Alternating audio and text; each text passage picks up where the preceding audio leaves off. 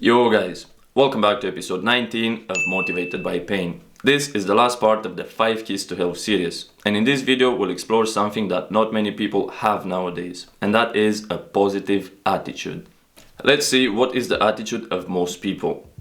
Nowadays it's a very common thing to see people struggling with self-limiting beliefs, low self-esteem, lack of confidence, negative thinking, and all the not so helpful ways of seeing themselves. All of these traits are often a result of our past conditioning, and they seem to aggravate with time.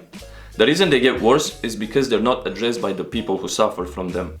Most people just hope that these insecurities and feelings of lack will go away once they buy the next new car, home, phone, piece of clothing, or whatever. But the truth is that nothing external will bring the change they need. That change will only come when they start changing the things that bother them from the inside. Otherwise, the external things will just provide a quick fix that in time is gonna bring them to the same point, or maybe even worse. Now tell me if this sounds familiar to you. I can't, it's too hard, I will fail, I don't have the resources, I don't have the time, I'm too busy, something bad will definitely happen, I don't deserve to be happy, I'm not worthy of this, and I could go like this all day long. Does that sound familiar to you? I'm sure it does, because that's what most people say to themselves and others when faced with an obstacle. They just expect things to be easy and smooth all the time. Well, guess what? Easy comes, easy goes. Nothing that we get without a bit of effort and struggle will last for long.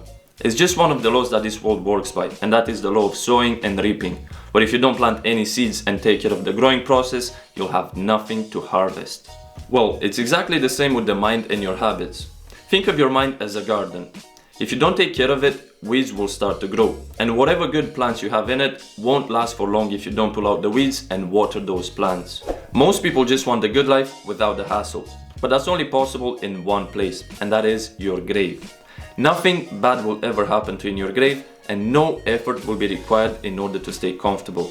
But if you want to stay alive and enjoy a great life, you have to change your attitude from an I can't attitude to a yes I can attitude. And don't think that it's gonna be easy, because it won't. It's simple to do so, but it's not easy. All you're going to need is a great amount of determination, commitment, and consistency. The 3 things that most people seem to lack for the long term. Everyone can be disciplined and committed for a couple of days, but they can't seem to be consistent long enough in order to allow those new beliefs and habits to become automatic. They give up too soon because they allow their past conditioning to creep back in and ruin all the progress they've made. Enough talking about the problem. I hope you understand what I'm trying to say with this. Now let's see, what does a positive attitude actually mean? A positive attitude is a state of mind where we see and expect the best results. It means positive thinking and the ability to focus on the good in people and the bright side of things. It's the willingness to try new things, knowing that if you fail, you can only learn from them. It's an attitude that says, yes, I can. Or if you can't say yes, I can, you can at least say that it's possible. Because once you say that it's possible, the things that you want to do today and you're not able to, you'll be able to do them on a future date. A positive attitude makes us focus on the accomplishments in life and helps us see the lessons from failures. It's a knowing of how to make use of your emotions and logic. A positive attitude doesn't always mean to be happy and cheery all over the place. That shit is just not possible. It means acknowledging your anger, fear, frustration, guilt, and all the negative emotions and finding the right time and place to use them.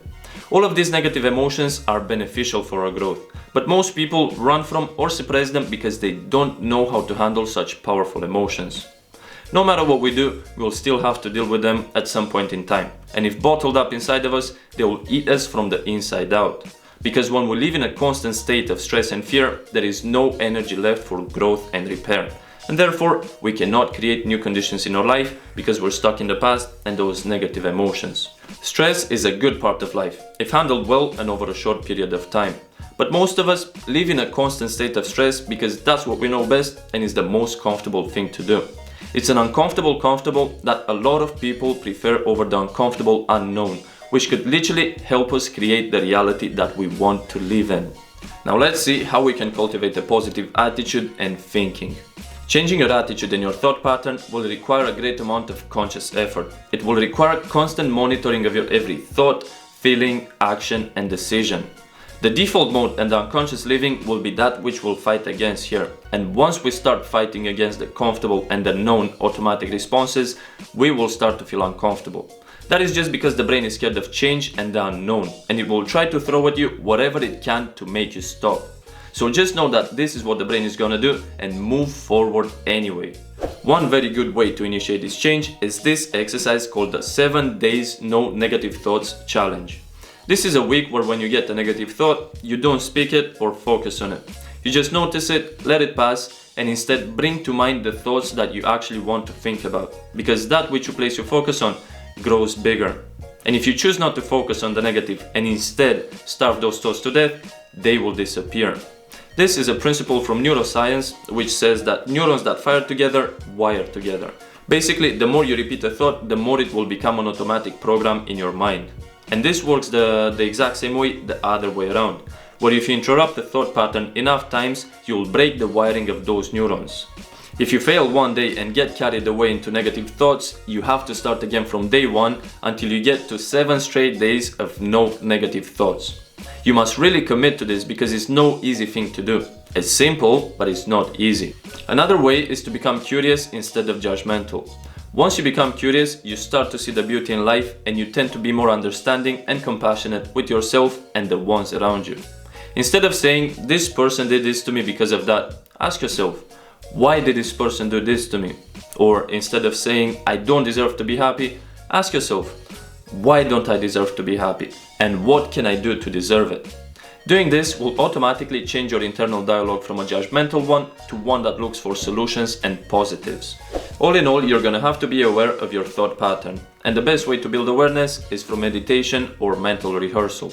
If you don't know how to do it, head on to episode 7 and 8, where I show you a few different ways to become more self-aware, and I also teach you how to do a quick meditation. With that being said, the 5 Keys to Health series comes to an end. I hope you found it helpful and you tried some of the techniques I presented in it. From here on, the format of the show will change a bit. I'm going to stop the Romanian version so I can focus more on the English one. You guys, stay put and thanks a lot for watching. Take care and have a great day.